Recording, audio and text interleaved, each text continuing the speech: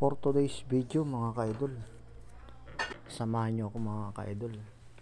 Nitong Biyernes Santo mga ka-idol ay nagpunta tayo dito sa Kagubatan.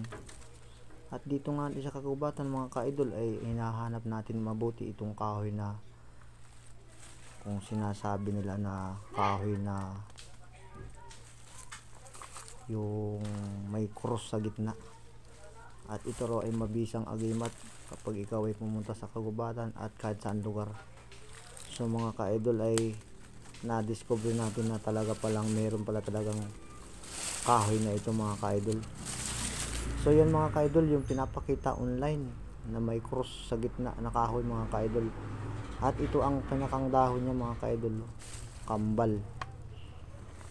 At alam niyo ba mga ka-idol ay yung pinakambata na katawan nitong kahoy na ito ay kulay puti, pero yung pinakampunong-puno pala niya ay kulay itim.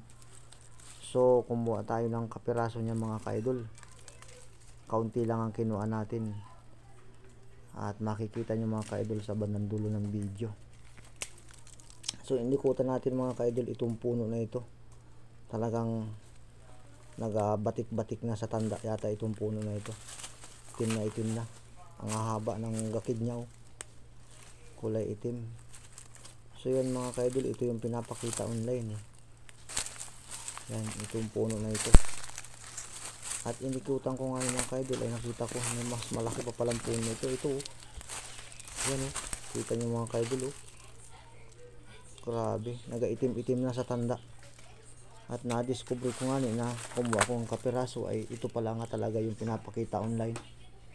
At pati yung dinapuan na puno ng mga ka-idol na kahoy ay mukhang mamamatay na.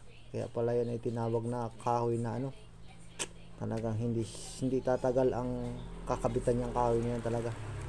Talagang siya ay hindi tatagal dyan sa kahoy na kakabit sa kanya na yan. Grabe, ang dami pataas. So mahirap din hanapin mga ka-idol kung hindi mo matatandaan ang dahon. Ang dahon niya kambal.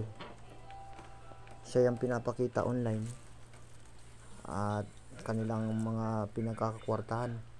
At ito mga ka-idol yung kinuha nating kapiranggot. Yan. Sa simula pa lang mga ka-idol ay hindi mo gaanong makikita pag sariwa pa masyado. Pero pag medyo tuyo na, ito na nga yung resulta At nakikita mo na ang hugis.